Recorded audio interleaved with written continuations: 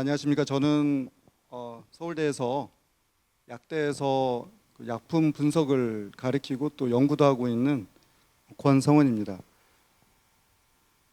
제가 준비를 좀 해왔는데 앞서서 소개해 주시는 분이 너무 정리를 잘해 주셔가지고 순간 저렇게 한 10번만 반복하면 오늘 학습 목표는 다 달성하는 거 아닌가 이런 생각이 들어가지고 제가 뭐 나름대로 밤에 만들어 놓은 이 PPT 파일이 좀 초라해질 수 있겠다 이런 생각이 들거든요. 여러분들 이렇게 모르시겠지만 논문을 쓰면 처음에 초록이라는 걸 쓰게 돼요. 초록.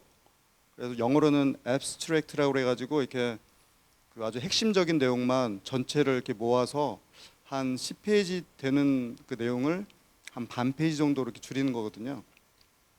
근데 아까 소개해 주신 분이 딱 그 초록 같은 느낌을 주셔가지고 저것만 알면 되겠다 싶어서 이미 소개가 많이 된 것 같아서 지금 앉아 계신 학생들은 편안한 마음으로 이렇게 슬라이드를 감상해 주시면 될 것 같습니다.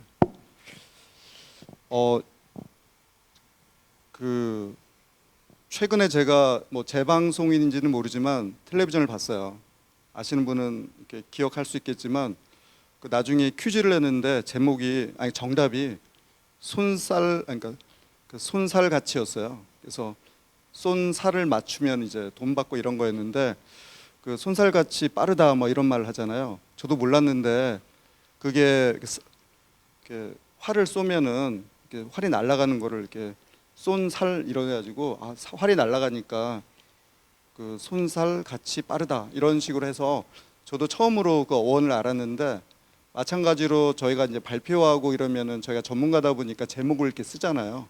최대한 간단하게 썼는데 이걸 보시는 이제 학생들도 저게 무슨 말이지? 라고 헷갈릴 것 같아가지고 저희가 네이버 사전 이런 데 사전 컴퓨터로 들어가지고 제가 사전을 이렇게 쭉 해서 요 질량 분석기로 분자량 측정하기에 관련된 내용을 좀 이렇게 제가 정리를 했거든요. 그런데 또 속에서도 막 분자 이런 걸 설명해 주셔가지고 속으로 깜짝 놀랐습니다. 한번 보여드릴게요. 그래서 원래 제목을 다시 보시면 질량 분석기로 분자량 측정하기 이런 제목인데, 사전을 봤더니 여기 네이버 가서 한글 국어 사전을 봤더니 질량 그러면 물체의 고유한 역학적인 기본량 이렇게 돼 있어요. 그러니까 말은 좀 어렵지만 어떠한 기본 양이구나, 질량이라는 게, 그런 걸 알 수 있고요. 분석은 조금 쉽죠. 우리가 생활에서 많이 사용을 하잖아요. 그래서 분석은 보시는 것처럼 얽혀 있거나 복잡한 것을 풀어서 개별적인 요소나 성질로 나누는 거죠. 분석은 분자의 분이 나눌 분자여서 나눈다 이런 개념이고요. 그다음에 분자량은 좀 더 어려운데 분자량 계속 검색해 보니까 탄소라는 아까 제가 들어오다가 사진을 찍었어요. 사물함이 원소 주기율표로 돼 있어가지고 그리고 사진을 찍어가지고 이제 저희 가족 카톡으로 이런 게 있다라고 보내줬는데, 거기 보면은 탄소가 있거든요. 탄소를 질량을 12라고 하고 그 12를 기준으로 나타낸 분자들의 질량의 상대적인 크기, 이렇게 사전에 되어 있어요. 그래서 분자량이 어떤 건지를 개념적으로는 좀 아시면 분자량을 측정하는 데 도움이 될 수 있을 것 같아요. 그 다음에 측정은 그냥 측정하는 거잖아요. 그래서 영어로는 아마 measurement 이렇게 될 거 아니에요. 그래서 일정한 양을 기준으로 하여 같은 종류의 다른 양의 크기를 잴, 이런 식으로 돼서 다시 제목으로 가면 질량, 또 분석, 분자량, 측정, 이렇게 돼서 제가 질량 분석기로 분자량 측정하기 이렇게 제목을 만들어 봤습니다. 그래서 오늘의 강의는 어떤 식으로 분자량을 측정하는 거지? 그런 내용을 중심으로 이해하시면서 따라오시면 될 것 같아요. 그리고 여담이지만 이제 저도 나중에 알게 됐는데 이게 콜론이라는 거잖아요. 콜론, 땡땡 찍는 거. 근데 국어 선생님한테 저도 배웠는데 요 땡땡 앞에는 띄어쓰기를 하면 안 된대요. 이렇게 붙이고 그 다음에 띄어쓰기를 해야 되는 게 원칙이라고 합니다. 그래서 예를 들면 수능이나 이런 굉장히 중요한 문서들을 보면 아마 수능 문제에 이 콜론이 있으면 아마 앞에 붙였을 거예요. 안 붙였으면 이제 이메일 보내면은 고맙다고 답장 올 수도 있을 정도로 이게 중요합니다. 근데 대부분 저도 그랬지만 앞에도 띄고 뒤에도 띄거든요. 왜냐하면 다 같은 생각이더라고요. 밸런스, 균형을 맞추기 위해서 여기도 띄고 저기도 뛴다고 해도 저도 띄었었는데 저도 국어 선생님들이랑 뭐 작업을 하면서 그때 알게 됐어요. 여기를 붙여야 되는구나. 어색해도 붙여라 그러시더라고요. 그래서 이렇게 되어 있고요.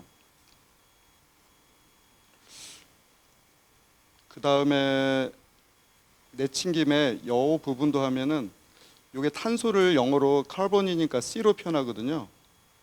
그리고 요 12가 이 원자량인데 이거는 고등학교 내용인데 C라고 표현을 하잖아요. 그러면은 요 위첨자로 돼 있지 않습니까? 왼쪽에 아래에는 아래 첨자가 있잖아요. 또 C의 오른쪽에는 또 위첨자가 있고 아래 첨자가 있잖아요. 나중에 고등학교 가서 화학을 배우시면 그 원소 기호 이 네 군데 위치에 쓰는 내용이 다 달라요.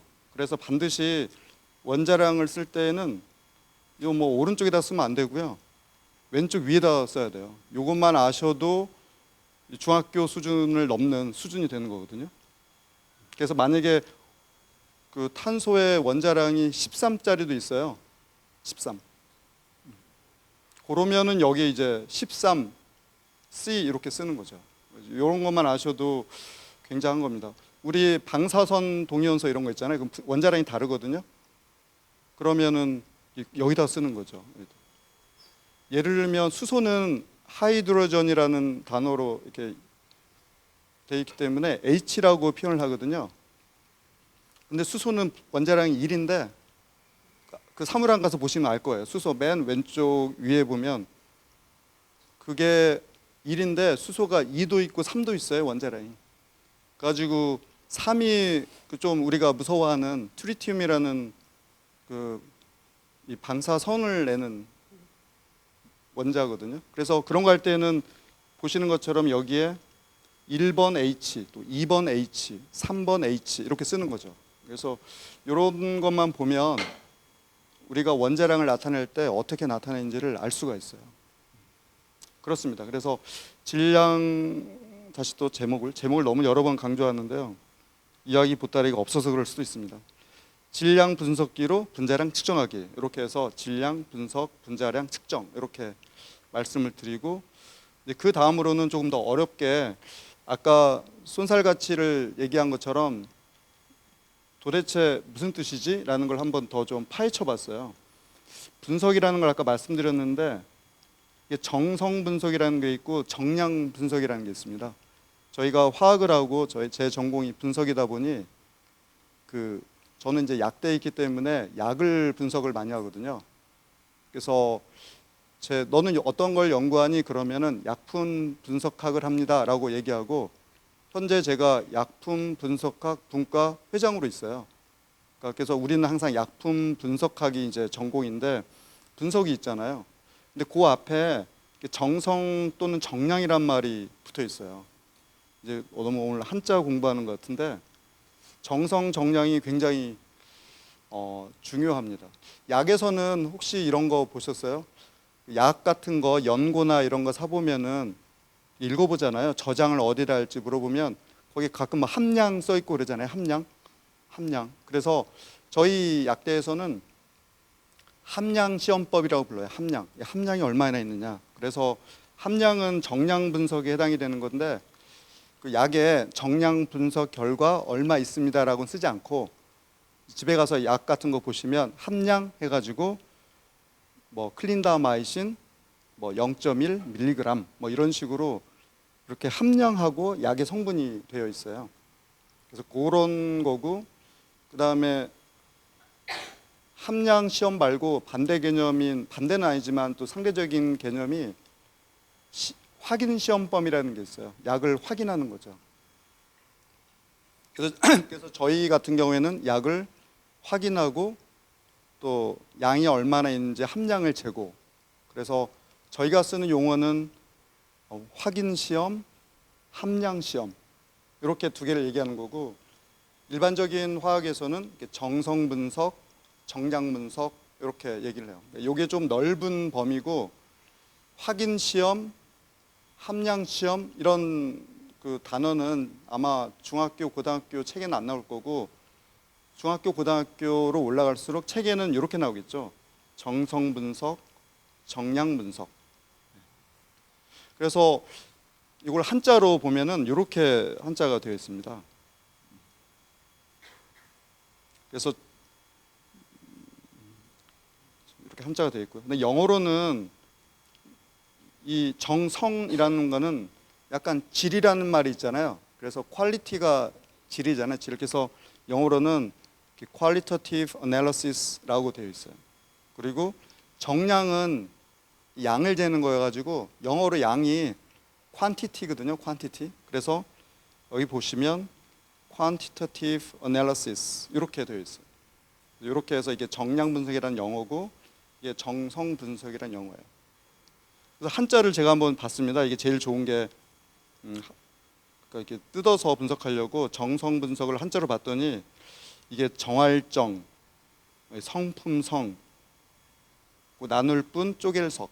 아까 분석은 봤잖아요. 분석은 나누고 쪼개고 해서 하는 거고, 앞에 정성, 정량만 한자를 보면 이게 정할정, 성품성, 성품을 이렇게 정하는 거잖아요. 성격, 성격을 정하는 거죠. 그리고 정량할 때 양은 이게 양이 많네 적대 할 때 그 양이어서 한자로는 헤아릴 량 이렇게 돼 있거든요. 그러니까 양을 정한다. 그래서 천자문 옛날에 100년 전에 배웠을 거 아니에요. 저희 선조들이. 그분들은 정확하게 이해를 했겠죠. 정성 분석, 정량 분석 그러면 제가 이렇게 막 설명하지 않아도 알겠다 이렇게 이해를 하시면, 왜냐하면은 정성, 정량 보면 알 수 있잖아요. 양을 정하고 성품을 정하고, 그렇게 하고 이제 저희가 정성 분석, 또 영어로도 이렇게 보면 정성 분석과 정량 분석이 뭔가를 이렇게 대충 이렇게 이해를 좀 하셔야 돼요. 왜냐하면 이제 저희 그 질량 분석기로 질량을 측정하는 게 요 내용이 많이 들어 있어서 이거를 잘 모르시면 저분이 어떤 얘기를 하나 뭐 이렇게 헷갈릴 수 있어가지고 제가 좀 설명을 좀 길게 하고 있는 거예요. 그러니까 뭐 고등학생이나 이런 분들은 다 아시겠지만 좀 나이가 어린 학생들은 재미가 없을 수 있으니까 그렇게 해서 반복에 반복을 더하고 있습니다. 그래서 예를 또 분리도 있군요. 또 분리도 해봤습니다. 이제 우리가 분리도 그냥 separation 이렇게 돼 있어서 얘도 나눌 뿐 떠날리. 그래서 뒤에 보면은 분리를 저희가 또 하거든요. 우리가 분리한다 그러면은 이것도 뭐 separation이고 우리가 다 알고 있는데 한자는 뭐지? 보니까 떠날리더라고요. 떠날리. 그래서 이렇게 분리 이런 것을 알아두시면 도움이 되죠. 그런 거 있잖아요. 미분, 적분, 수학 배우잖아요. 고등학교 때.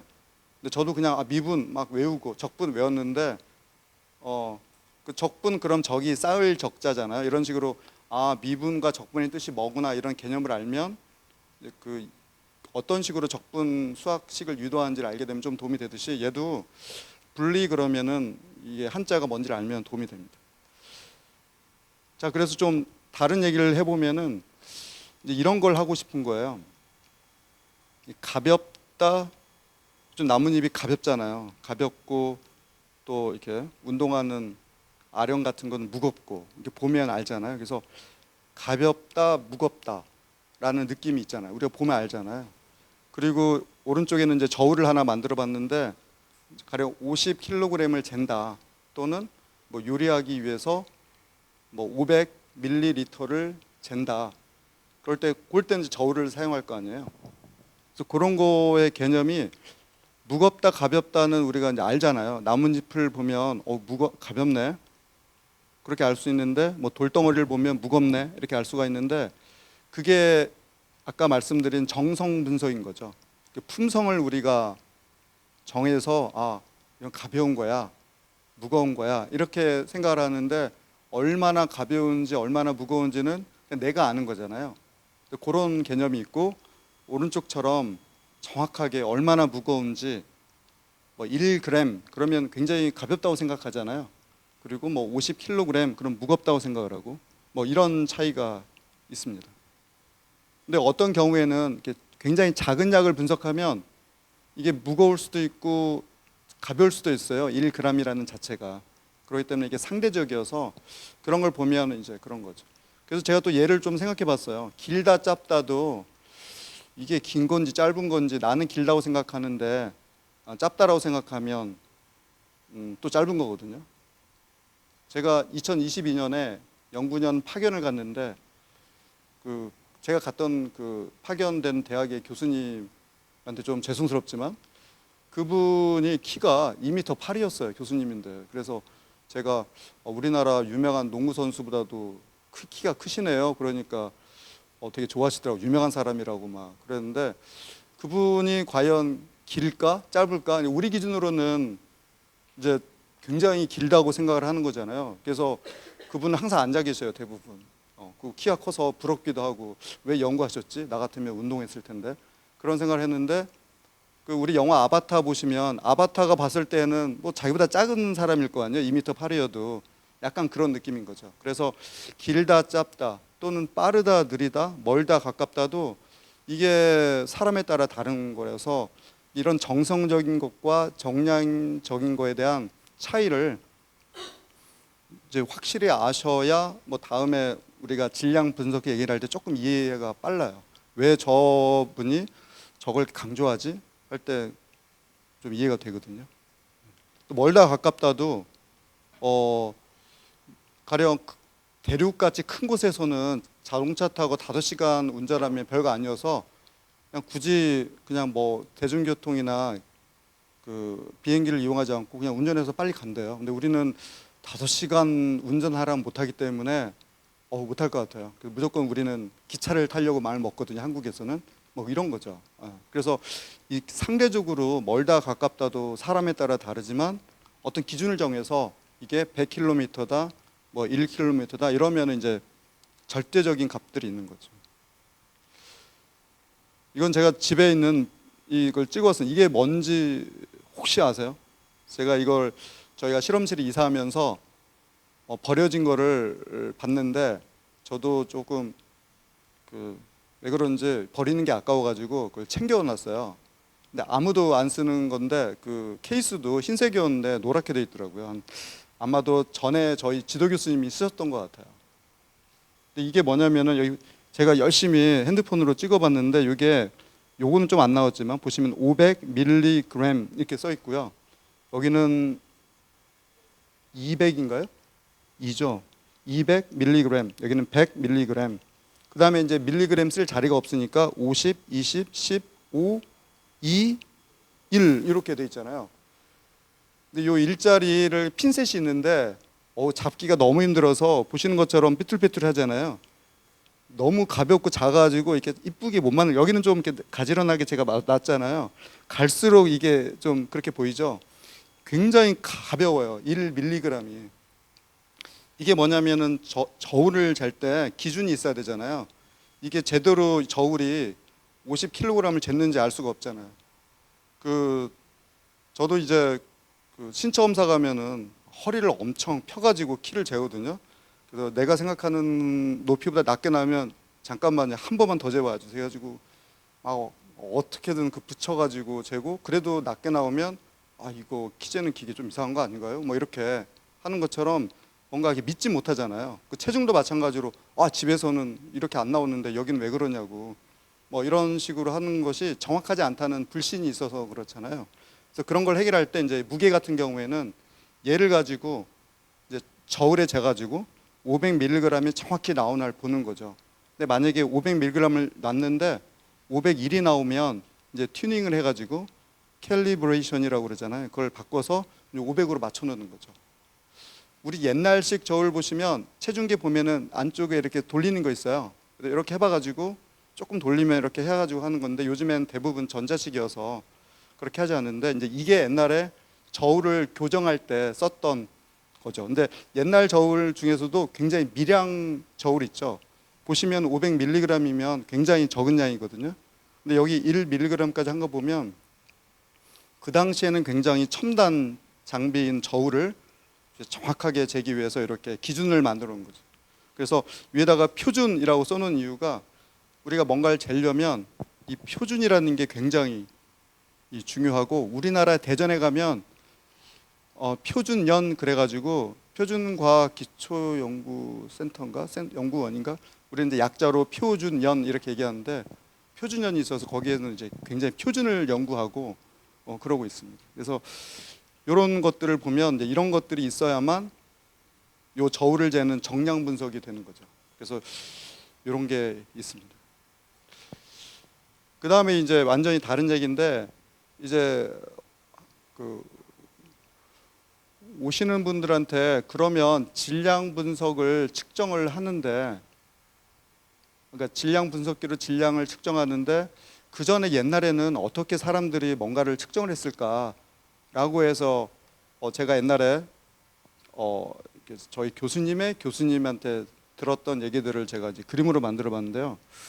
옛날에 분석을 해야 되는데, 이게 분리 분석이죠. 분리를 해서 분석을 해야 되는데, 지금처럼 이렇게 전기도 들어오고 뭐 컴퓨터도 있고 뭐 좋은 첨단 기기가 있어가지고 분석을 하면 되는데, 우리가 뭐 사하라 사막에 지금 이렇게 떨어져 있는데 어떤 뭐 사인펜의 물질을 분석해야 된다, 뭐 이런 경우에는 방법이 없잖아요.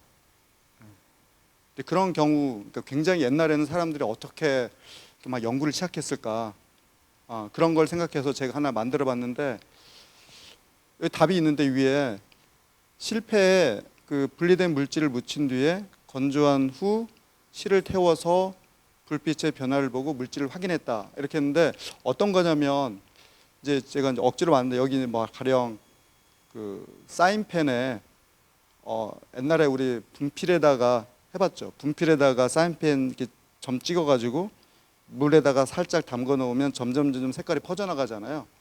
그게 물이 사인펜의 성분들을 위로 끌어올리면서 물질들이 분리가 되는 거거든요. 근데 만약에 우리가 이제 그런 식으로 해가지고 여기에 사인펜을 넣어놓고 이렇게 용매를 넣으면은 이렇게 뚝뚝뚝 떨어지면서 순서대로 물질들이 이렇게 분리가 되거든요. 요게 안에 백묵의 가루가 있고, 여기에 가령 사인펜을 넣고 막 물을 부으면 점점 해서 뭐가 떨어질 텐데, 물질이 한꺼번에 10개가 있으면 10개 물질이 퉁 떨어지는 게 아니고 시간에 따라서 이렇게 천천히 떨어져요. 시간차가 있어가지고. 그래서 그런 식으로 하는 거죠. 제가 그것도 실험을 했어야 됐군요. 백묵에다가 이렇게 사인펜을 해가지고 이렇게 접시에다가 살짝 놓으면 이렇게 색깔이 쫙 퍼지는데, 초등학교에서 실험했을 텐데요, 학생들은. 근데 그런 거를 만약에 안 해봤으면 백묵이 또 없나요, 이제는 학교에? 한번 해보시면 이제 분리가 되는 걸 알 수가 있어요, 색깔별로. 네. 그래서 영어에서도 그 크로마토그래피라는 단어가 있거든요. 그래서 색깔 분리라는 어원이 이제 그리스 어에서 이렇게 나오고 막 이러는데, 크로는 이제 크로니컬 해가지고 연대기 뭐 영어 그러면 이제 시간이라는 개념이 있고, 뭐 그래가지고 시간에 따라서 이렇게 분리가 되는 뭐 이런 내용이 있는 것처럼, 옛날부터 분리라는 거는 시간에 따라서 분리가 된다고 생각을 한 거였죠. 그래서 가장 편하고 저렴하게 확인하는 방법이 그 백묵에다가 사인펜을 묻혀가지고 사인펜의 성분들이 분리되는 거를 보는 거였어요. 그래서 옛날에 어떻게 했냐면, 방법이 없으니까 지금 같으면은, 지금 하라고 그러면 어떻게 하냐면은 그 사인펜을 그 살짝 기계에다 묻혀가지고 클릭을 한번 하면은 분석을 해가지고 그 기계에 뭐 있는지가 다 나와요, 질량 분석기로. 그리고 오토메이션이 요즘에 유행이어서 그냥 자동화돼 있고, 최근에는 심지어 로봇이 이제 실험을 해요. 그래서 제가 이렇게 실험을 해가지고 뭐 묻혀야 되는데 이렇게 놓으면 로봇팔이 와가지고 들어가지고 실험을 해요. 그래서 저도 한두 달 전에 그 견학을 갔었는데, 이렇게 책상들이 가운데 이렇게 모여 있고 직사각형으로, 바깥 부분에는 기계들이 있고 책상 한 가운데에는 로봇 팔들이 여러 개 있어가지고 팔들이 막 움직이면서 이 바깥쪽에 있는 기계들을 막 움직여요. 그래서 마치 그 책상, 직사각형 책상 안에 뭐 로봇처럼 사람들이 있어가지고 직접 실험을 하는 것처럼 그렇게 되어 있는 거여서, 지금 같으면 그렇게 하는데 옛날에는 어떻게 했을까라고 생각을 하면은 이런 식으로 사람들이 했대요. 어떤 식이냐면 이렇게 뚝뚝뚝 떨어지면 지금 나오는 타이밍은 이제 녹색이 나온다는 거죠. 물질이 녹색이 나오면은 실을 이렇게 점점 뭐 기계도 없으니까 사람이 했겠죠. 사람이 점점 이렇게 하다가 시계는 있었을 테니까 만약에 시계가 없으면 해시계 이용해 가지고 사하라 사막에서 이렇게 쭉쭉쭉 하다가 해시계가 딱딱 움직이면 거기 이제 표시는 해놨겠죠. 요게 해시계가 1분 움직였구나. 그리고 또 이렇게 움직이면 또 표시해놓고 그러면 뭔가 물질이 분리되어 가지고 이렇게 뚝뚝뚝 떨어지는데 요게 시간대별로 뭔지는 모르지만 눈에는 안 보이지만 실에는 이제 물이 젖어 있는 거죠. 이렇게 적셔지면서 똠방 떨어지면 계속 이렇게 실을 이렇게 풀어 가지고 실피를 풀면은 뭔가 젖어 있겠죠. 그리고 사하라 사막은 오늘처럼 덥잖아요. 놓으면 쨍쨍 마르니까 바로 바짝 마르겠죠. 1시간이면. 그러면 이제 실패가 이제 쭉 우리가 많이 했는데 시간대별로 그 실패에는 뭔가 물이 묻어가지고 말라져 있잖아요. 그렇게 된 다음에 알코올 램프로 이제 실을 태워보는 거예요. 0, 1, 2, 3, 4 제가 표시를 해놨잖아요. 1분, 2분, 3분. 그러면 0에서 1분 사이를 이렇게 쭉 태워봤는데 뭐 그냥 아무런 변화가 없고 실만 타고 있어요. 그러면은 뭐 아무것도 없나? 이렇게 생각하는 거고, 그 소금 불꽃 반응 해보셨어요? 소금을 알코올 램프에 태우면은 색깔이 나잖아요. 노란색이 나지 않았어요? 색깔이 나거든요. 불꽃 반응 이런 거 가장 쉽게 했었는데, 이렇게 0에서 1분 사이에는 아무런 변화가 없었는데 또 1분에서 2분 사이도 태워봤더니 실에서 아무런 변화가 없는데 2분에서 3분 사이를 태워봤더니 뭐 노릇끼리한 색깔이 나는 거예요. 그러면 뭔지는 모르지만 뭐가 있구나 여기. 봤지 이러면서 그러겠죠. 그렇게 되면 이제 실은 만들 수 있을 거잖아요. 나무 잘라가지고 실. 그리고 뭐 물질을 넣어서 물러가지고 만들 수 있고 또 알코올 램프도 만들 수 있을 테니까 사하라 사막이니까 저 개솔린도 있을 거 아니에요. 거기가 석유가 많이 나는 곳이니까. 그러니까 뭐 이렇게 보면은 야자수 가지고 실 만들어 가지고 거기에 내가 분석하고자 하는 걸 하면 물은 나올 테니까 오아시스도 있을 거고, 그러면 이제 사하라 사막의 그 땡볕 아래에서도 요 실험이 가능해 가지고 가령 샘플 요거를 뭐 파라오가 먹었는데 설사를 했다. 이게 어떤 거냐라고 물어보면 설사 안 한 음식을 하나 가지고 오고 이거 먹고 설사하셨어요. 그러면 그거 가져와 가지고 이제 이런 식으로 이제 물을 넣어봐 가지고 이제 불로 해봤더니 둘 차이가 하나도 없으면 그 왕한테 뭐 체질이 뭐 그러신가 더위 먹으셨나 봐요. 뭐 이렇게 하고 끝나는 거고, 해봤더니 그 왕이 드시고 좀 안 좋았다는 거에서 막 색깔이 막 자꾸 막 빨간색도 나오고 노란색도 나오고 막 연기도 나오고 그러면은 이제 보고하는 거죠. 설사하지 않았던 음식에는 색깔 없는데 뭔가가 있어요. 라고 이제 보고할 수 있는 거죠. 그랬을 것 같아요. 한 2000년 전에 왕이 이렇게 하면 그러면 어떻게 이런 걸 알았느냐 그러면 또 설명을 또 뭐 이렇게 막 잘난 척하면서 하겠죠. 제가 말입니다 이러면서. 그러게 이제 2000년 전에는 이런 실험이 가능해서 그때부터 이런 식으로 이제 분리를 할 수가 있었던 거죠.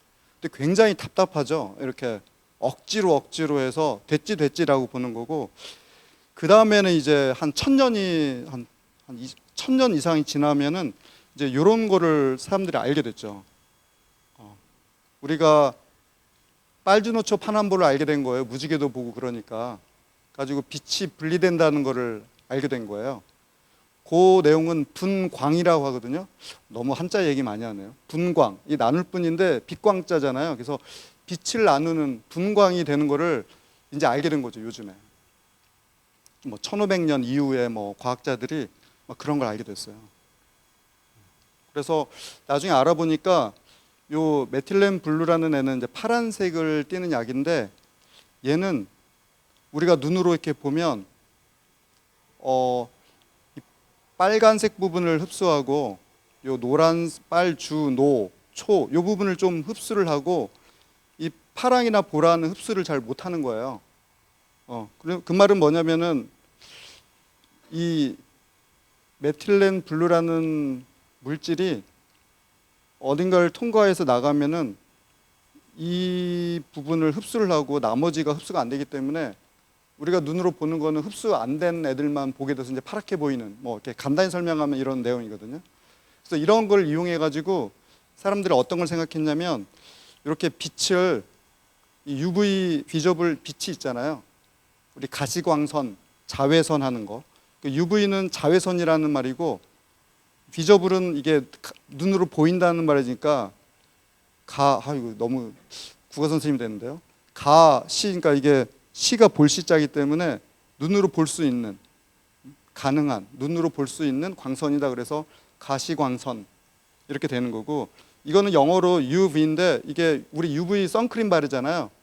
이게 약자는 얼트라 바이올렛이에요. 바이올렛이 이게 바이올렛이라는 색깔이 있잖아요. 그래서 자외라고 하거든요. 얼트라는 이제 바깥쪽이니까 그래서 한자로 자외선. 그래서 빨주노초 파남보의 이 보라색의 바깥 부분이다. 이렇게 해서 자외선 이렇게 한 거거든요. 그러니까 이게 보라가 자자죠, 자자. 잘은 모르지만 그 가지 색깔이 아마 그 색깔이잖아요. 그래서 보라색 바깥에 있는 부분이다. 그래서 자외선이고, 내친김에 빨간색 바깥 부분은 적외선이라고 그래요. 우리 왜 영화 보면은 밤에 그 군인들이 적외선 탐지 안경 쓰고 막 싸우잖아요. 그게 적외선. 그건 빨간색 바깥에 있는 부분을 하는 거죠. 그래서 여기는 적외선, 여기는 자외선. 그러니까 적자는 이 붉을 적자잖아요. 그래서 이렇게 되어 있어요. 근데 우리는 이제 우리는 그걸 못 보고 우리 눈에는 요 빨주노초 파남보만 보이는 거죠. 이렇게 빛이 이렇게 돼 있어가지고 돼 있어요. 근데 이게 좀 어려운데, 이 자외선이 안 좋아서 선크림 발랐잖아요. 선크림 바르지 않았나요? 아침에 집에 나올 때. 오늘 또 33도 막 이러니까 발랐는데, 저도 발랐거든요. 근데 왜 그러냐면 피부에 그 데미지를 줘요. 피부가 상하죠. 강한 에너지가 피부가 상한다는 거는 강한 에너지가 들어와가지고 상한 거잖아요. 그래서 우리가 그걸 막기 위해서 크림을 바르는 건데, 그 말은 뭐냐면은 요 UV라는 요 자외선이 힘이 세다는 거예요. 에너지가 세가지고 얘가 위험하다는 거죠. 근데 반대로 요 빨간색이 밖에 있는 적외선은 조금 힘이 약해요. 적외선이 어디서 나오냐면, 우리 겨울에 그렇게 난로에서 쬐면은 따뜻하잖아요. 이렇게 빨간색 불꽃이 빨갛고 이렇게 따뜻하잖아요.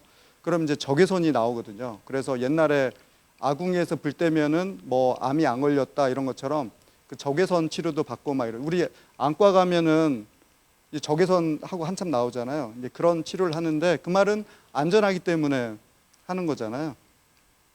그래서 보시면은 이제 참고로 빨주노초 파남보가 있는데, 요 보라색으로 갈수록 에너지가 강하고 빨강으로 갈수록 에너지가 약해요. 그래서 우리가 이제 빨주노초 파남보 그러면 고등학교 학생 같은 경우에는 빨강색이 굉장히 에너지가 낮고 보라색의 에너지가 강하다. 이 정도만 알아도 나중에 공부할 때 굉장히 이해도가 높아져요. 그래서 이런 식으로 빛이 구성이 되어 있는데, 이 빛이 들어오면은 흡수를 하는 거예요. 아까 말씀드린 것처럼 파란색 같은 경우에는 빨간색 부분을 흡수해가지고 나머지가 이제 나오는 거고. 그래서 이 물질이 요거 설명 안 들었네. 메틸렌 블루가 여기 녹아 있는 거예요. 지금 녹아 있어요. 그래서 빛이 통과하면 이 메틸렌 블루라는 애가 이 빨간색을 흡수하는 거죠.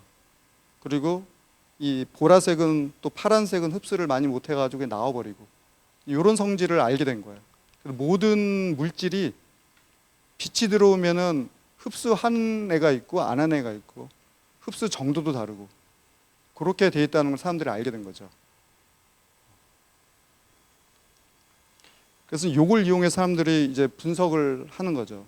그래서 어떻게 했냐면, 사람들이 시간에 따라서 요 빛을 흡수하는 흡광이잖아요. 빛을 흡수하는 정도를 잰 거예요.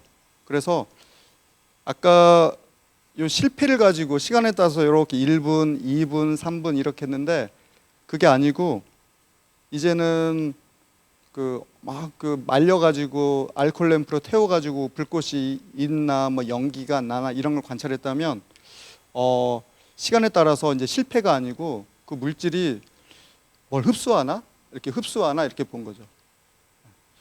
근데 이것도 어려운 얘기인데 이렇게 흡수했네, 흡수 안 했네, 흡수했네, 대박 많이 했다, 흡수 안 했네, 안 했네, 시간에 따라서요. 흡수했는데 많이 안 했네, 조금 했네. 안 하다가 흡수했네, 적당히 흡수했네, 흡수 안 하네, 뭐 이런 식으로 이제 알게 되는 거거든요. 근데 흡수를 할 때 좀 어려운 얘기인데 흡수를 하면 나오는 애들이 얼마 없을 거 아니에요. 흡수를 해버렸으니까.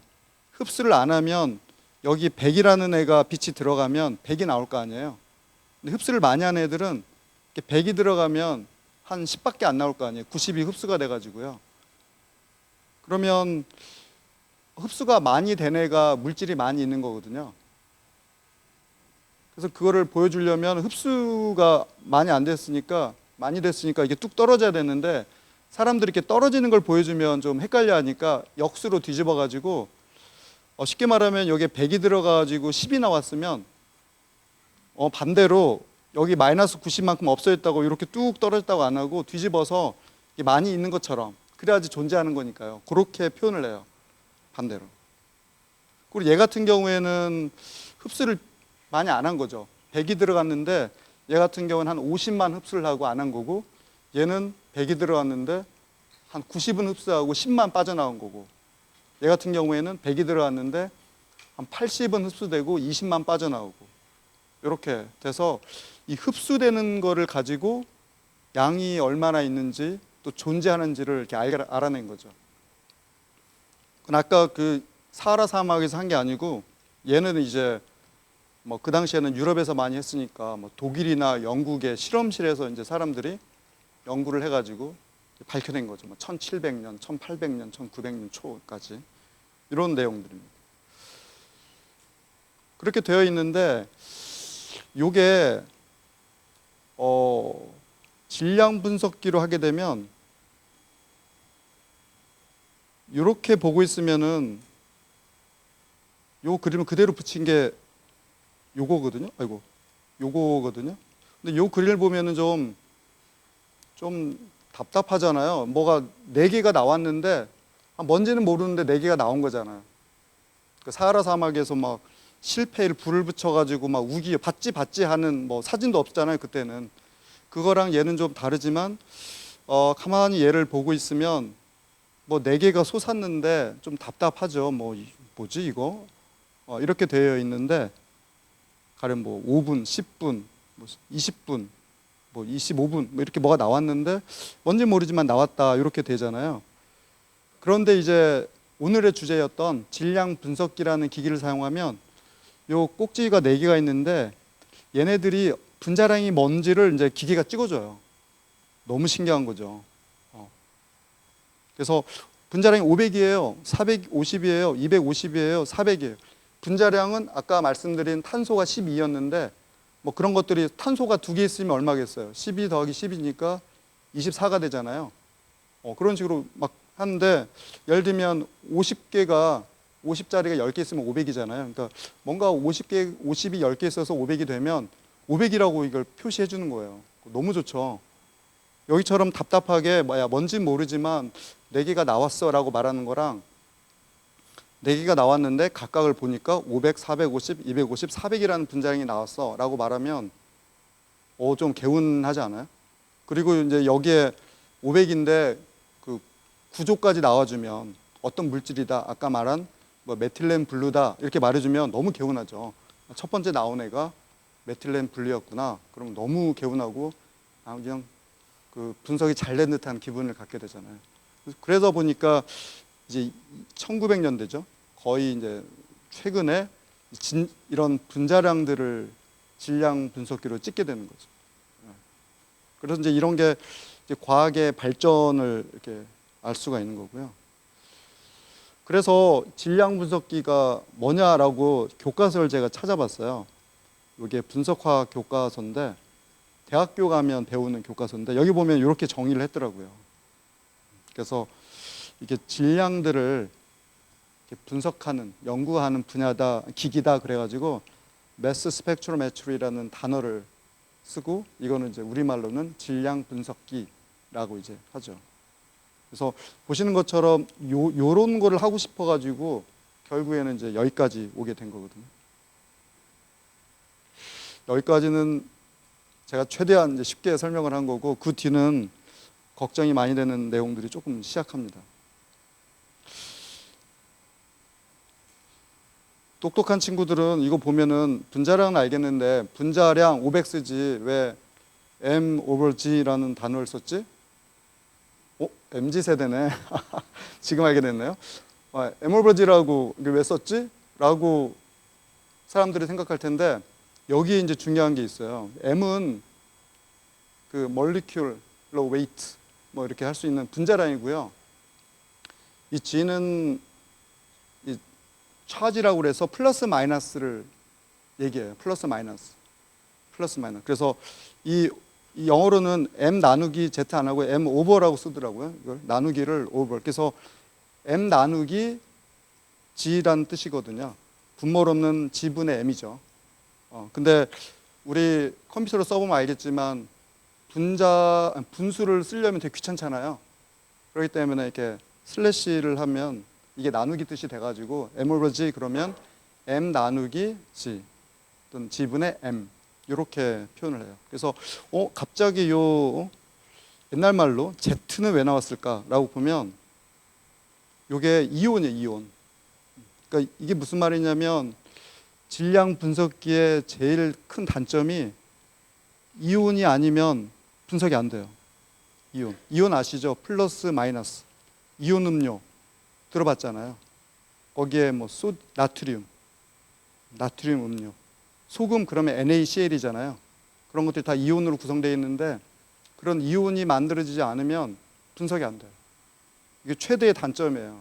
그래서 나중에 질량 분석기를 좀 아는 척 하려면 굉장히 이거는 팁인데 어떤 기계를 견학을 갔어요, 학생들이. 그래서 막 설명을 해주는 거예요. 막 고가 기자재 운영하시는 분들 설명해 주시면 질문 있어요 할 때 어떤 질문을 하면은 그분이 눈을 크게 뜨시냐면 지금 그 플러스로 찍고 있어요, 마이너스로 찍고 있어요 이렇게 물어보면은 그분이 깜짝 놀라요. 왜냐하면 이온이 되어야만 찍을 수 있는데 찍는 방법이 두 가지가 있겠죠. 플러스를 만들어 놓고 여기다가 마이너스 극을 만들어 놓으면 이게 우리 자석처럼 이게 올 거 아니에요. 그래서 플러스를 아이온을 만들어 놓고 이제 마이너스를 놓으면 쭉 오거든요. 당겨져서. 그렇게 분석하거나 아니면 마이너스를 이온을 쭉 만들어 놓고 여기에 플러스를 극을 만들어 놓으면 마이너스 분자들이 쭉 이쪽으로 오거든요. 그렇게 분석을 하는데 플러스도 안 되고 마이너스도 안 되고 중성이라고 그러죠. 그냥 가만히 있는 애들. 그런 친구는 분석이 안 되는 거예요. 예를 들면 소금을 고체로 있으면은 이게 그냥 중성이잖아요. 물에 녹여야지 이온이 만들어지거든요. 그런 애들은 분석이 안 되는 거예요. 그렇기 때문에 그 고가 기자재에서 막 그 기기를 돌리면 둘 중에 하나를 하고 있는 거예요. 플러스 아이온을 만들었든지 아니면 마이너스를 만들었든지. 그렇게 분석을 해서 클릭 하듯이 기계 소프트웨어를 보면은 플러스로 할 거니 마이너스로 할 거니 내가 선택을 해서 분석을 하거든요. 근데 그런 거 아는 친구가 별로 없잖아요. 그러니까 견학을 갔을 때 지금 플러스로 찍고 있어요, 마이너스 찍고 있어요 딱 물으면은 이제 대단한데 어떻게 알았지?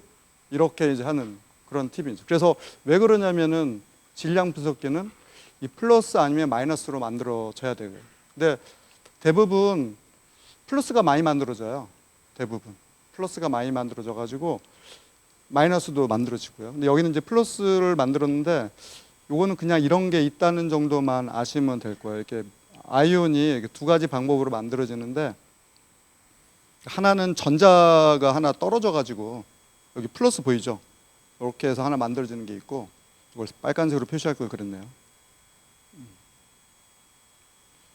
그리고 또 이 수소가 수소 이온이라고 그래가지고 프로톤이라고 부르는데 얘가 이렇게 달라붙어 가지고 플러스가 되기도 하고. 그래서 보시면 분석을 뭘로 하냐면요, 요거 분석하는 거예요. 요거 분석. 그럼 여기 플러스 있잖아요. 그러니까 얘가 분석이 되는 거고, 얘도 여기 플러스가 붙어 있잖아요. 근데 분석이 되는 거예요. 근데 만약에 플러스나 마이너스가 없는 애들은 분석이 안 돼요. 이 기계가 뭐 분석을 못해요. 왜냐하면 플러스를 마이너스로 잡아당기고 마이너스를 플러스로 잡아당겨야 되는데 뭐 잡아당겨지지 않잖아요. 그런 거죠. 그래서 이런 게 있어서 위에 보시면 이런 식으로 이렇게 분자량을 이렇게 차지로 나누는 거죠. 이렇게 돼서 제가 이제 미국에 있었을 때 노벨상을 이 질량 분석기로 줬어요. 그래서 그때 일본에 있던 엔지니어가 노벨상을 받았거든요. 근데 뭘로 노벨상을 줬냐면 요 아이온을 만드는 방법을 개발했다고 그래서 줬어요. 2002년에. 그래서 왜냐면은 아이온을 만들어야지 분석을 할 텐데 아이온을 만드는 방법이 어려운 거예요. 조금 어려운 얘기지만 이렇게 작은, 지금 보면 탄소, 수소, 산소, 수소 이렇게 돼 있잖아요. 또 얘네도 뭐 수소 3개, 탄소 하나, 뭐 수소 3개, 탄소 하나, 질소, 수소. 요 그냥 더하면은 요게 12, 1, 16 뭐 이렇게 해서 원자량 더하면 분자량 하면 분자량이 적어요. 그래서 이렇게 작은 애들은 아이온이 잘 만들어져요.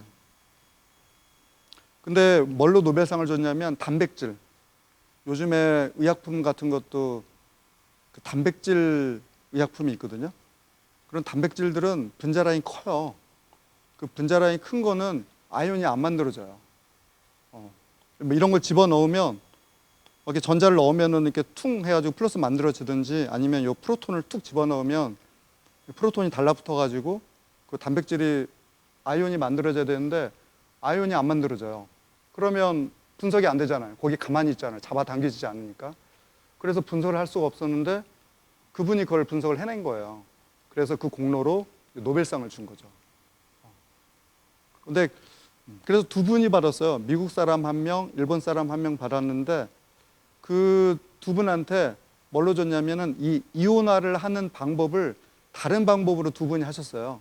그래서 당신 이온화를 다른 방법이지만 각각 했으니까 두 명한테 다 줄게 그래가지고 두 명이 노벨상을 받으셨어요. 그래서 그때 사람들은 뭐 기본적으로 아는 거죠. 이온화를 해야만 분석이 된다. 그게 질량 분석기의 한계지만 그래도 분석해서 보여주면 얼마나 개운해요. 분자량이 나오면은 뭐 너무 좋죠. 그러면 이제 이거 조금씩 이제 어려워지네요. 이 분광계라는 이 질량을 분석하는 그런 거의 종류를 이렇게 4가지가 있어요. 이거는 모르셔도 될 것 같아요. 이거는 이런 게 있구나. 영어로 된 게 4가지가 있네. 이렇게 된 것 같고요. 이거는 그냥 이런 게 있다보다 아시면 될 것 같아요. 처음에는 첫 번째는 쿼드로폴 매스 스펙트로미터라는 게 있어요. 이제 이거는 이제 또 이제 영어 어원이네요. 폴이 막대기잖아요. 폴이 막대기잖아요. 폴. 그리고 쿼드로프는 뭐 꽈뚜로 이러면 4잖아요. 뭐 우노, 두에, 트레스, 꽈뚜로 막 이렇게 하잖아요. 꽈뚜로가 4기 때문에 쿼드로폴은 4개, 폴, 막대기 이런 뜻이어서 그림처럼 요게 막대기인데 요거를 4개를 이렇게 놓은 거예요. 이렇게 하면 질량을 분석할 수 있는 장치가 돼요. 어떻게 했냐면 우리가 직류, 교류 이런 말 들어봤잖아요. 뭐 이런 거 조정해가지고 요 막대기 4개 요 가운데 있잖아요. 그 가운데로 이렇게 아이온들이 지나가게 만들어요. 근데 내가 분자량 500자를 분석하고 싶으면 요 조건을 잘 만들어 놓으면 이 500만 요 안으로 통과하고 400이나 300이나 600은 통과하지 못하고 옆에 부딪혀서 튕겨져 나가요. 저는 이제 옛날에 스타워즈를 많이 봤는데 스타워즈를 혹시 지금 학생들도 옛날 거 지금 봐도 재밌더라고요. 그 스타워즈를 보면 알겠지만 첫 번째 스타워즈에서 그, 그 나쁜 사람들이 만든 그 인공 혹성을 파괴하려고, 행성을 파괴하려고 공격을 해요. 우리 편이 공격을 하는데 처음에 오토메이션 기계로 팡 쳐니까 이게 요 사이로 못 들어가는 거예요.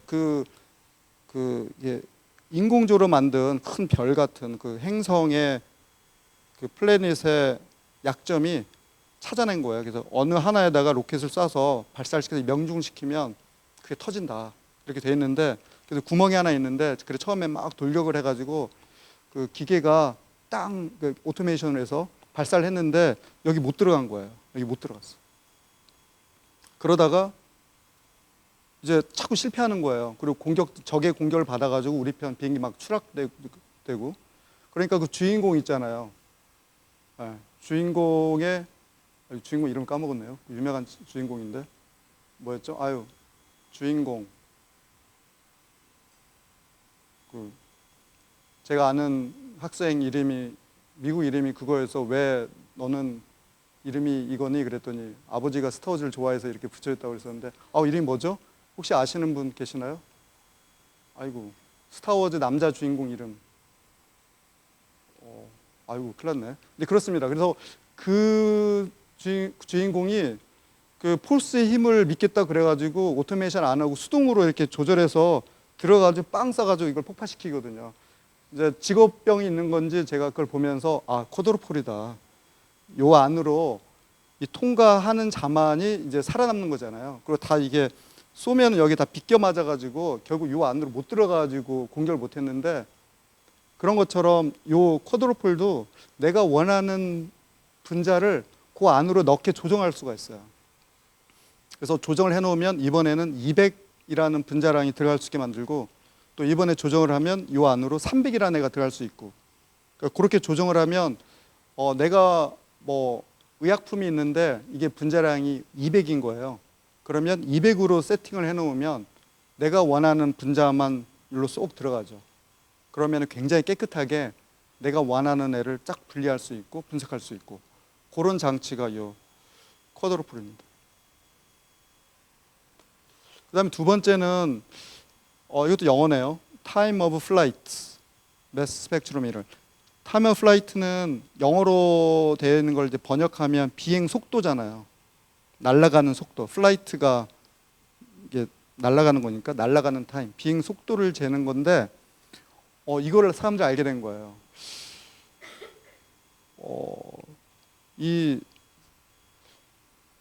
좀 그렇진 않지만 되게 가벼운 사람이 좀 빨리 뛰잖아요. 날쌔고. 그리고 좀 무거운 사람은 힘은 세지만 좀 천천히 뛰잖아요. 그런 거 비슷하게 이 분자가 큰 애가 있고 작은 애가 있고 아주 작은 애가 있으면, 얘가 가령 플러스를 뛰고 있으면 마이너스에서 이제 잡아 당길 거 아니에요.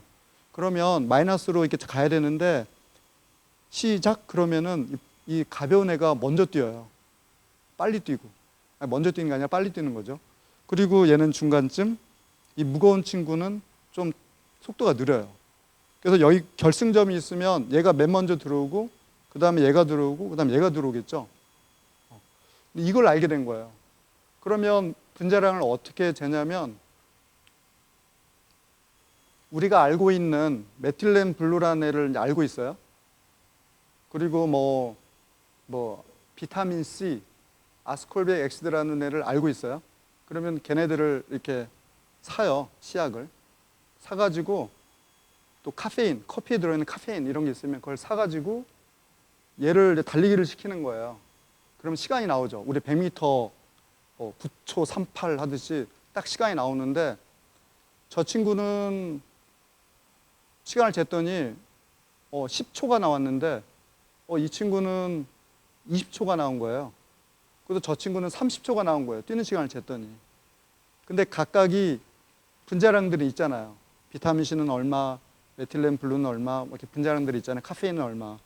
그러면 우리가 수식을 비례식으로 계산하면 가벼운 애가 먼저 뛰어서 10초 걸리고, 그 다음 무거운 애가 20초 걸리고, 그 다음에 무거운 애가 30초 걸리면은 그렇게 빗금을 만들어 가지고 우리가 비례식을 해놓으면은 모르는 애를 달려보게 했더니 15초가 걸리는 거예요.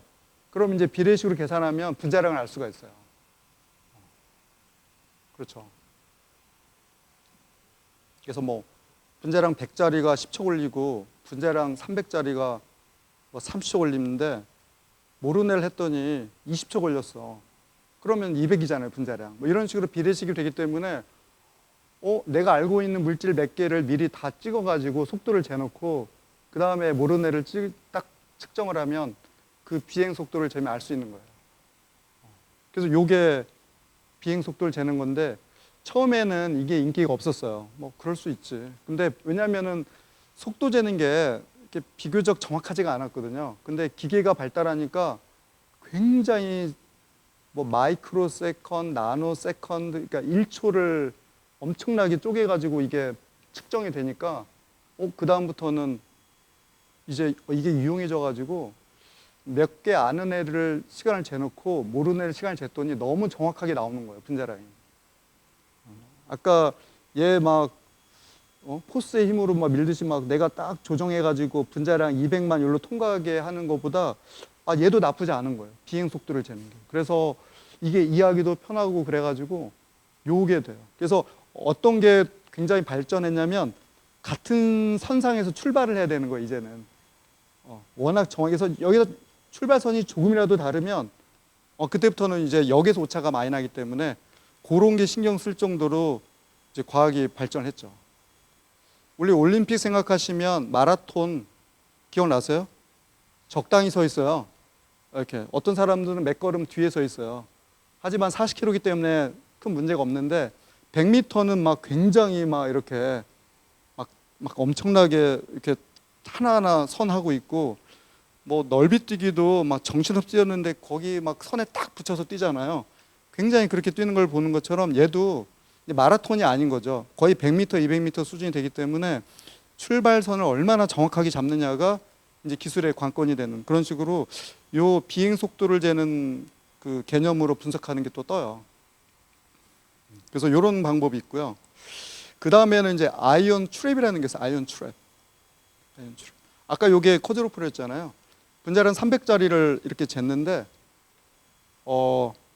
이제는 분석을 막 미랑 하다 보니까 굉장히 작은 양을 재고 싶은 거예요. 근데 작은 양이 재기 힘든 거예요, 생각보다. 그래서 어떻게 하냐면 우리가 어떤 물질을 재고 싶은데 가령 분자량 200이다 그러면 200을 여기 통과하게 할 수 있잖아요, 아까처럼 억지로 해가지고. 근데 양이 너무 적어가지고 잘 모르겠어요, 있는지 없는지. 그러면 어떻게 했냐면 농축을 시켜요. 농축. 그 고로수인가요? 용어가? 고로수액? 맞나요? 고로수액을 하는데 우리 이렇게 영어로 생각하면 영어가 아니에요. 저기 메이플 시럽을 드셔보셨잖아요. 근데 메이플 시럽이 그렇게 그 단풍나무의 수액을 받아다가 굉장히 이걸 농축시켜서 하는 게 그게 메이플 시럽이더라고요. 그런 것처럼 뭔가 농축을 해야 되지. 우리가 이렇게 아침 식사에 이렇게 달짝지근한 시럽을 먹고 싶은데 그냥 단풍나무 수액을 주면 좀 이게 맛이 안 나잖아요. 이렇게 먹기도 하고 그러니까 이게 단 건가 싶고 그렇잖아요. 그런 것처럼 뭔가 농축을 할 필요가 생기는 거예요. 그래서 이렇게 쑥 통과했는데 양이 많으면 우리가 분석이 되는데 양이 적으면 분석이 안 돼요. 그래서 사람들이 이 뒤에다가 이 쿼드로플 뒤에다가 이 아이언 트랩이라는 장치를 만들었어요.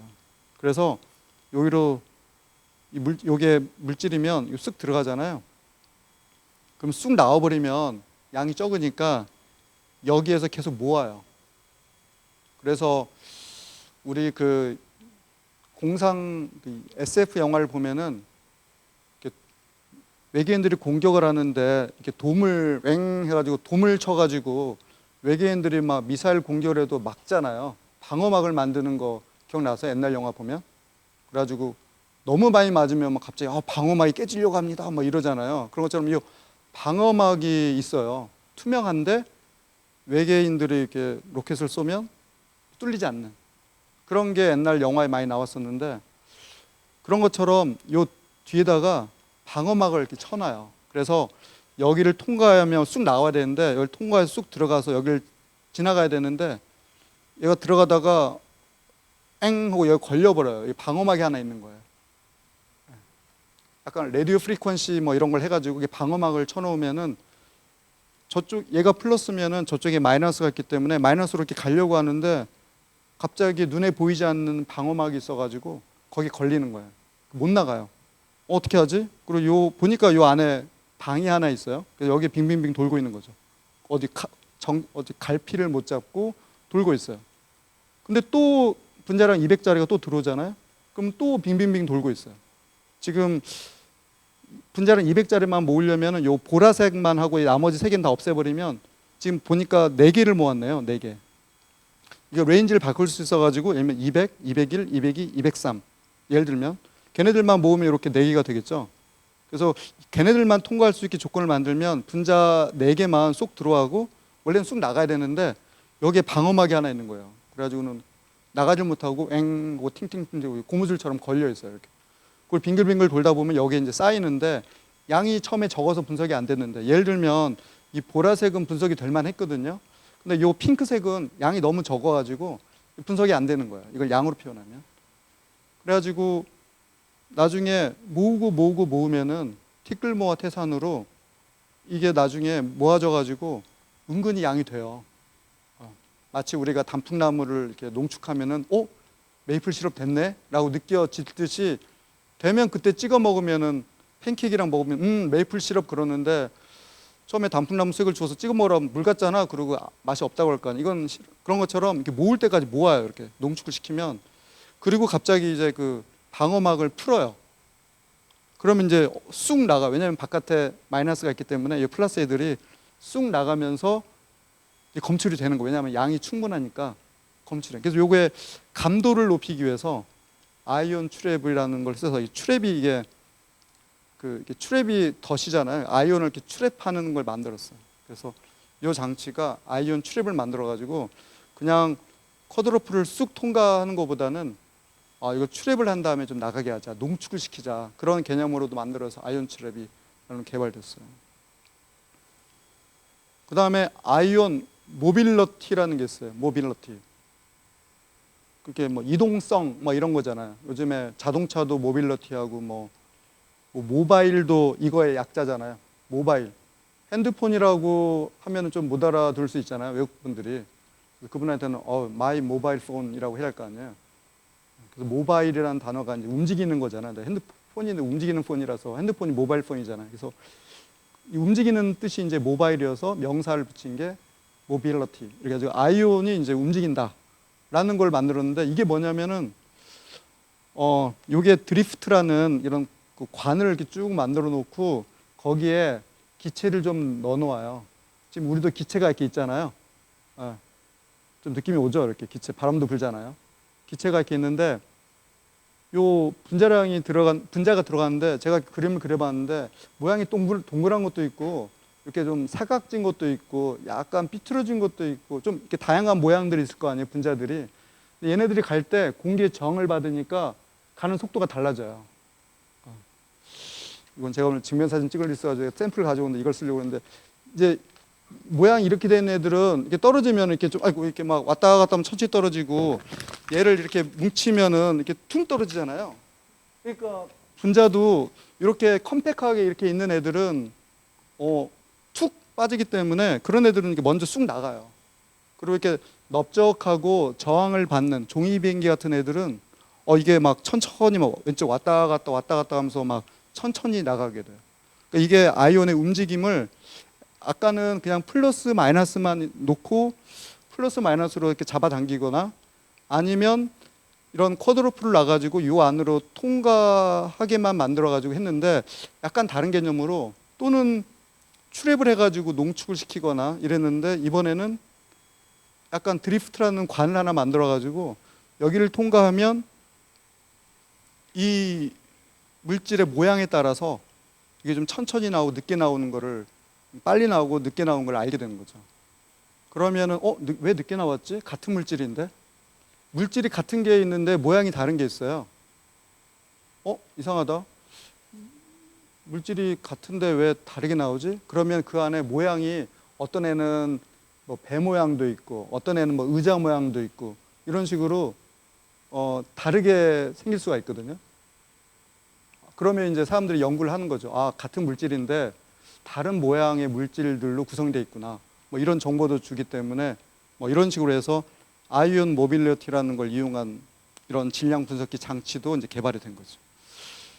그래서 요거는 좀 기기적인 거라 그냥 이런 게 있구나 정도만 아시면 되고요. 앞전에 말씀드린 것만 이해하시면 됩니다.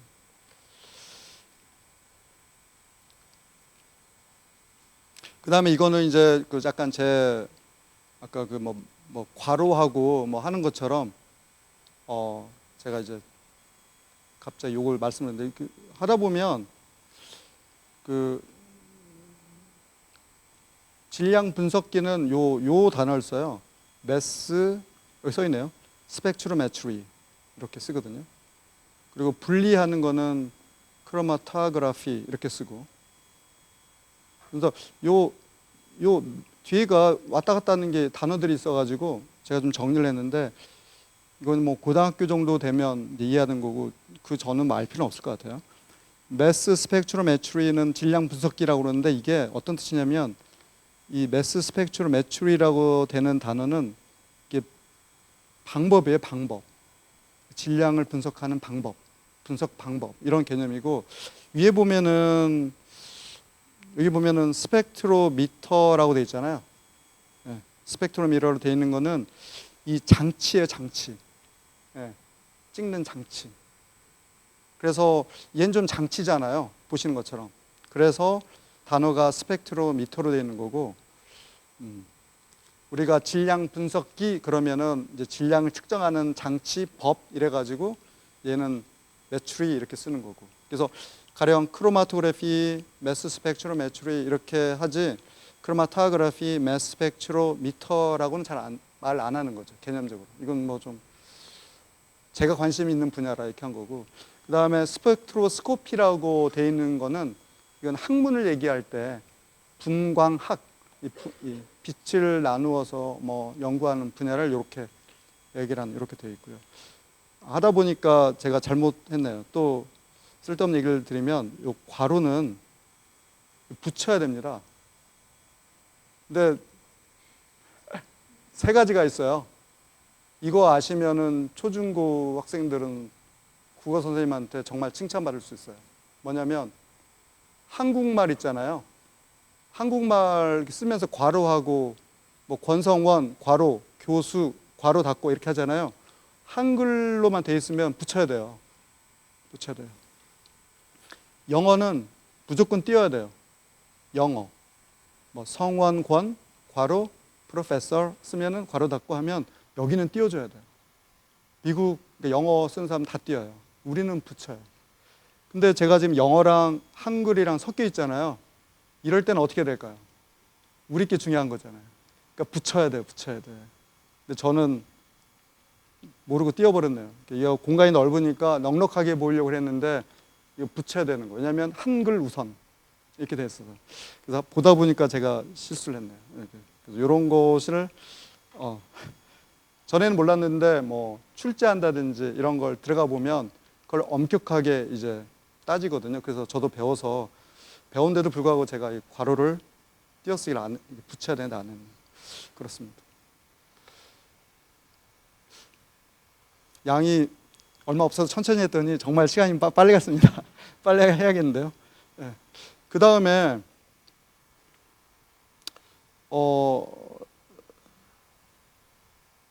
그 다음에 분해 능이라는 게 있는데 얼마나 좋아? 뭐 이런 거 할 때 그런 게 있어요. 분해는 얼마나 좋아?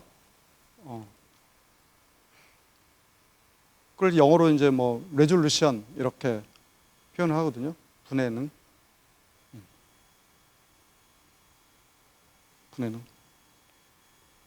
그리고 또 지금 계약했잖아요. 계약했죠. 계약을 하면 열심히 하겠다고 작심삼일 다짐을 하잖아요. 그 영어 단어도 레졸루션이에요.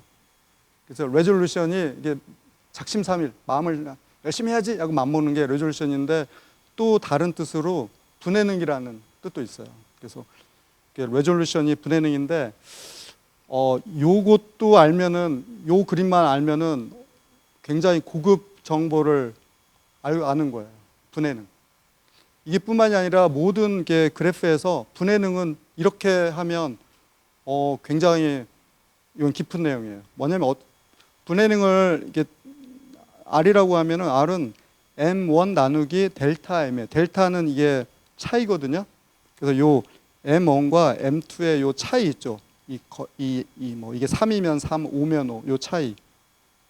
요 차이가 M이고, 요 M1은 여기 값이 있을 거 아니에요. 요 값이. 그래서 M1 나누기 델타 M을 하면 이게 레졸루션이 돼요. 그래서 분해능. 모니터 컴퓨터 보시면 옛날 거는 모니터가 안 좋아가지고요. 이렇게 확대해 보면은 좀 이렇게 모자이크 생겨요. 근데 요즘 모니터 좋은 거 사면 굉장히 해상도가 좋아가지고 잘 보여요. 뭐 그런 식으로 이 분해능이라는 게 우리 생활에 많이 있거든요. 그래서 얘를 어떻게 계산하냐면 이렇게 되는 거예요. 우리가 아까 분자량이 500, 501 또는 5000, 5001, 5만, 5만1 이렇게 잡아왔어요. 그래서 계산하면은 아까 공식이 뭐였냐면 M1 나누기 델타 M이었잖아요. 그러면은 M1은 500이잖아요. 얘는 5000이고 5만이고. 그리고 나누기를 요 길이를 재면 여기 1로 제가 다 통일시켰는데 1로 나누면 이렇게 되잖아요. 그래서 500, 5000, 5만이 나와요. 그래서 우리가 레졸루션이 좋은 애들은 이 값이 커요. 5만인 애들은 이 5만과 5만 1을 분리할 수 있다는 거예요. 아이고. 5만과 5만 1을 분리할 수 있는 능력이 되는 거고, 이 500짜리는요, 500과 501 사이는 구별할 수 있지만 5만과 501은 분리를 못 해요. 같은 일식을 분리해도 이게 큰 분자는 어려워요. 그만큼 이 레졸루션이 좋아야만 분리가 돼요. 마찬가지로 아까 단백질 분석이 어려워가지고 그거 아이온 만든 사람한테 노벨상 줬다고 그랬잖아요. 마찬가지로 이렇게 분자량이 큰 애들은 그러니까 생각해 보세요. 눈을 감고 10과 11은 대충 자를 그려도 내가 보면 알 수 있잖아요. 10과 11을 주면은 11이 더 기네. 제 눈으로도 10과 11은 차이가 나서 보면 알아요. 줄을 그어주면. 이거 좀 기니까 얘가 11 맞죠? 이렇게 하는데 100만과 100만 1을 그 줄을 그어놓고 어떤 게 100만이고 어떤 게 100만 1이냐 그러면 몰라요. 어떻게 해요? 똑같죠. 100만과 100만 1 차이는 몰라요. 그런 거 비슷한 것처럼 500과 501은 차이는 대충 저도 알겠네. 대충 500과 501 하면 눈 좋으면은 여기 좀 501 같은데 하지만 5만과 5만 1을 그어놓고 어떤 게 5만 1이냐 그러면 어렵잖아요. 그래서 5만과 5만 1을 그 차이를 보여주는 이렇게 보여주는 기계는 비싸고 좋은 거예요. 그래서 레졸루션이 좋다 이렇게 얘기하거든요. 우리 해상도랑 비슷한 거예요. 우리 핸드폰 해상도 사진 찍었을 때 굉장히 선명하게 찍히잖아요. 뭐 이런 거. 저 집도 텔레비전을 바꿔야 되는데 저희 동생 집에 가보면은 너무 좋은 거예요. 직접 사람이 있는 것 같고. 근데 저 집 와보면은 좀 옛날 거여가지고 좀 아닌 것 같고. 그 이유는 이제 해상도가 다른 거거든요. 그래서 요즘에는 요 레졸루션의 개념이 중요하고 요걸 해주는 기계가 좋은 기계인 거죠. 그러니까 어떤 A라는 기관에 있는 기계는 5만과 5만 1을 구별해 주는데 B라는 기관은 5만과 5만 1을 못 해주면 다 A 기계를 쓰고 싶어 하지 B 기관에 가서 실험하려고 하지 않을 거잖아요. 그래서 이 핸드폰의 발전처럼 요 질량 분석기도 엄청나게 경쟁이 돼가지고 우리는 10만까지 됩니다 이렇게 하는 기기 회사들도 있고 그래요. 그래서 이런 게 이제 이것도 너무 좀 고급 얘기인데 이런 건 있습니다. 그 다음에 이거는 고등학생들 있을까봐 제가 만들어 놓은 건데 이거는 그 동위원소가 되게 아까 수소가 1도 있고 2도 있고 3도 있다고 했잖아요. 원자량이. 그래서 1도 안전해요. 2도 안전해요. 듀티륨이라고 불리는 수소가 원자량이 2나 되네요. 2배. 그런 것도 안전한데 3은 좀 이렇게 위험해가지고 반감기가 길어가지고 사람들이 좀 무서워하는데 근데 대부분 1이 제일 많고 수소가 2가 그나마 적고 3은 더 적어요. 그래서 항상 메인이 많은데 이 클로린, 이 염소라는 애들은 이렇게 35가 분자량인데 37 정도로 이렇게 분자량이 원자량이 2가 많은 애들이 은근히 많아요.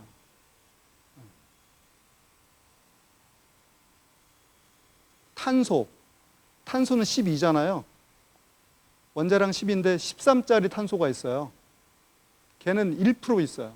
99대 1. 그러니까 원래 적어야 정상인 거죠.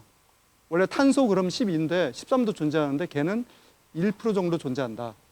이렇게 되는데 여기 보시면 굉장히 많은, 이게 백분율로 해서 제가 나름 정확하게 이렇게 그려본 건데 은근히 많죠. 1%가 아니잖아요. 게다가 원자량도 2가 차이 나고, 이래버리면 염소가 2개 있으면 35 더하기 35는 70이고 37 더하기 37은 74고 각각 35 더하기 37이 되면은 70인데 요 비율을 하면 요 두 번째가 은근히 높아져요. 그리고 이제 마찬가지로 요 브롬 같은 애도 79와 81이 거의 비슷해요. 뭐 51대 49인가 그럴걸요. 그렇게 되기 때문에 아니 말이 안 되잖아요. 이 두 번째 레벨의 그 동위 원소의 원자량이 얼추 비슷하니까 희한하죠. 근데 브롬이 이래요. 그래서 얘네들은 당연히 브롬이 2개 있으면은 얘가 더 클 걸로 생각했는데 합치니까 얘가 더 큰 거죠. 그래서 이러한 그 동위 원소들의 패턴이 있다는 거를 아셔야 되는 거고, 이거는 그냥 이런 거구나 이렇게 하는 건데, 왜 이걸 보여드리냐면 그 질량 분석기는 그 어떤 아이온을 측정을 하는 거라서 뭐 평균이고 뭐고 없고 그냥 각각의 너는 이름이 뭐니? 너는 이름이 뭐니? 이래가지고 걔만 이렇게 측정을 하는 거여서 평균이 없어요. 그래서 질량 분석기는 이렇게 브롬 2개가 있는 애가 오면 158과 160과 161을 측정하는 거지, 이거를 통일해 가지고 뭐 평균으로 측정할 수가 없어요. 그냥 가만히 있으면 158짜리 아까 m over g라는 값이 이렇게 들어오는 거죠. 160이 들어오고 162가 들어오고, 그렇기 때문에 이렇게 다양한 픽들이 들어오게 되는 그런 게 있죠. 약간 응용을 하면 모양이 좀 이렇게 애매하게 이런 식으로 들어온 애들은 브롬이 들어있다고 추측할 수가 있어요. 대부분 탄소, 수소로 돼 있으면 뭐 아까 99%대 1%이기 때문에 굉장히 이렇게 맨 앞에가 굉장히 높게 나와야 되는데 뭐지? 이거 희한하다. 158이 제일 높아야 되는데 그러면 뭐 염소나 브롬이 들어있나? 이렇게 추측할 수 있는 뭐 이렇게 되지만, 하여간 이런 게 있어서 그 질량을 측정할 때 꼭 맨 앞에 있는 원래 우리가 생각했던 탄소 12가 제일 많은 건 아니다, 또는 각각을 우리가 측정한다 이런 건데, 이건 좀 어렵네요. 제가 설명을 하면서도. 네, 그렇습니다. 이거는 제가 설명하기에는 약간 학습 목표를 넘어갈 것 같아요. 이거는. 왜냐하면 이제 아까 요 말씀을 드리면서 요 모노가 하나라는 뜻이잖아요. 모노 아이소토픽 매스라고 그래서 이게 여러 개를 한꺼번에 한 게 아니라 각각 158, 160, 162, 79, 82 이런 식으로 각각 하나를 측정한다는 거를 보여드리려고 이걸 지금 보여드린 건데, 요 개념을 설명하기에는 좀 부담이 되네요.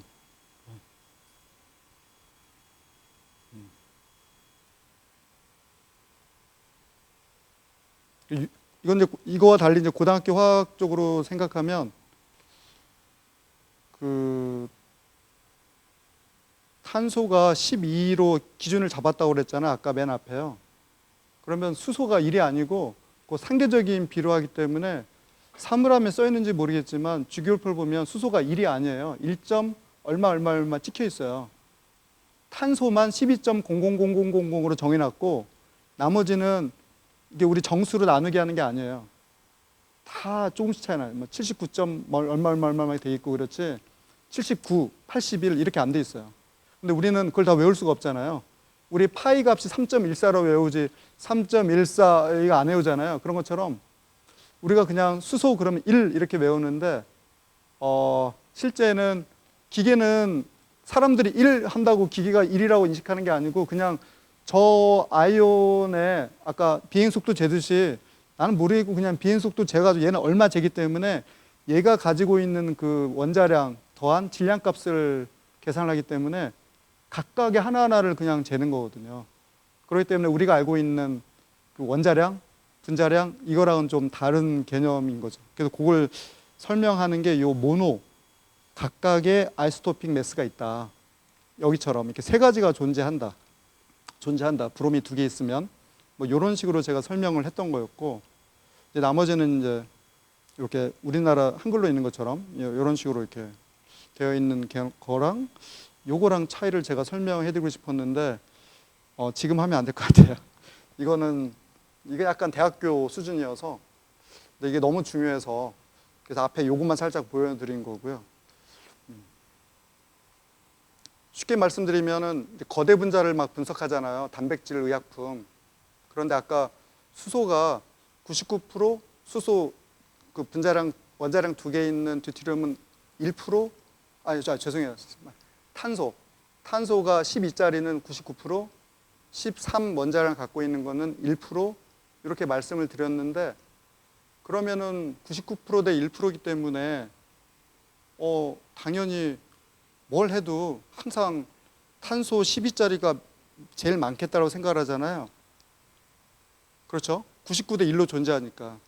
근데 이거는 머리 좀 이렇게 막 생각하셔야 되는데 탄소가 100개 있어요. 그러면 100개 중에 99개는 12로 존재하고 1개는 13으로 존재하는데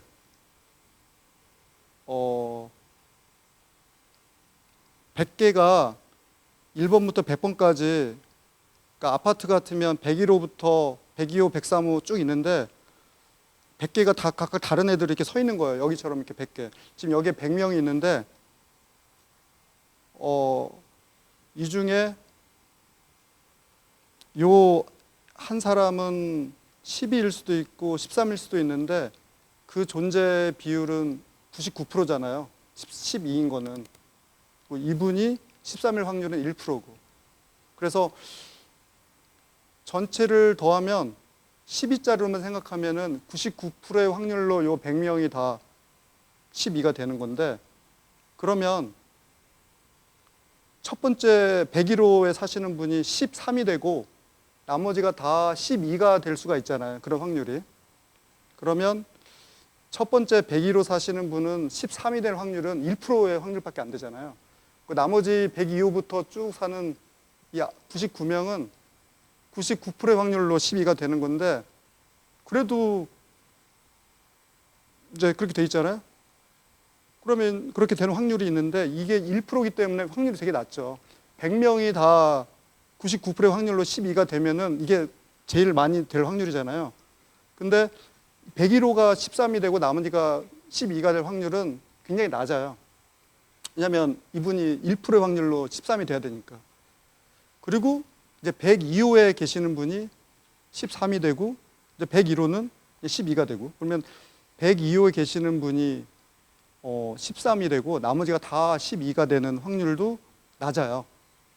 왜냐하면 이 102호에 있는 분이 13이 되려면 1%의 확률밖에 안 되니까 좀 낮죠. 근데 아까 다시 가면 100명이 다 12를 가지게 되는 확률은 다 99%이기 때문에 확률이 높아요. 그런데 103호만 13, 나머지 다 12. 104호 만 13, 나머지 다 12. 105호만 13, 나머지 99명 다 12 이렇게 하면 이 99명이 12고 한 명이 13인 개수가 100개가 존재를 해요. 그러면 1번부터 101호부터 뭐 101호부터 뭐 200호까지 사는 사람들 이렇게 더하면은 100개가 존재하거든요. 그래서 다시 정리를 드리면 이건 진짜 대학생 수업입니다. 12로만 구성이 되는 99%의 확률은 딱 하나가 존재하는 거고 99명이 12고 1명이 13인 거는 100가지가 존재를 해가지고 확률은 낮지만 그 사람들에 곱하기 100을 해줘야 돼요. 그러면 이 앞에 있는 12로 되어 있는 100명을 이길 수가 있어요. 그 존재비가. 근데 지금 100이면 탄소가 100이면은 얼마죠? 12 곱하기 100은 얼마예요? 얼마지? 12 곱하기 100. 1200. 근데 단백질은 한 6만, 10만 이러거든요. 그러면 1200, 12,000, 12만. 그러니까 100명을 더 곱해야겠네요. 10,000명이군요. 10,000명 곱하기 12. 그러면 12만이 되잖아요. 그러니까 이게 100명이 아니고 10,000명이 되면 아까 말한 그 경우의 수는 곱하기 만을 해요. 그러니까 1%라고 무시했지만 이 곱하기 만을 해버리니까 이 10,000명의 12만 있는 사람 집단을 이겨버려요. 신기하죠? 그래서 왜 이걸 계산하냐면 우리가 당연히 탄소로만 구성이 10,000개가 돼 있으면 당연히 12로 되어 있는 12만이라는 분자량이 제일 높을 거라 생각하는데 그게 아니고 12만 1.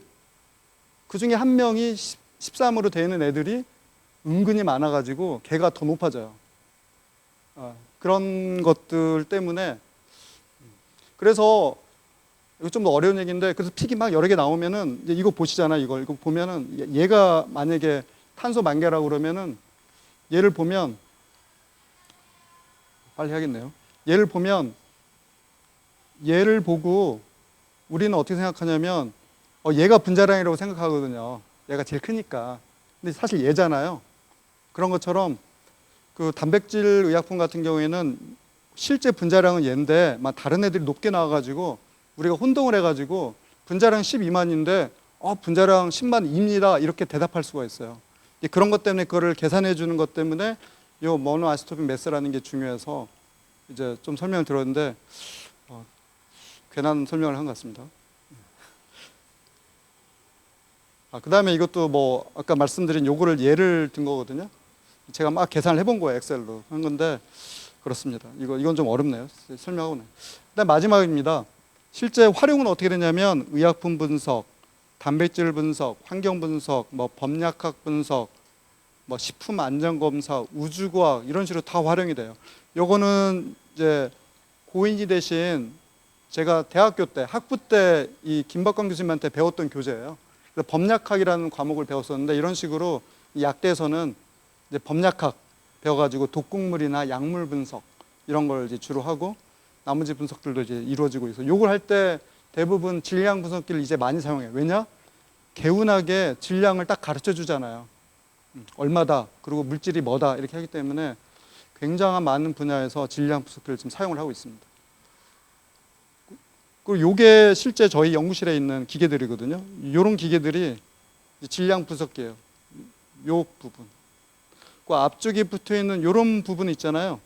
이건 아까 세퍼레이션, 분리하는 장치고요. 요게 이제 질량 분석기인데 질량 분석기가 모양이 굉장히 다양해요. 그래서 그거를 좀 확인해 주시면 되고요. 여기까지 좀 제가 고맙습니다.